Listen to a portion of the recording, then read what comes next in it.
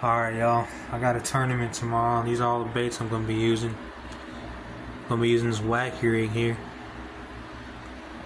I got a whopper plopper tied on.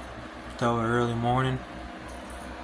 And you already know, I got to have that Texas rig ribbon tail worm tied on. And I got a little popper tied on. I ain't caught a fish on a popper in a while. But I'm trying to get one on there tomorrow morning. Wish me luck, y'all. Keep fishing, stay outdoors.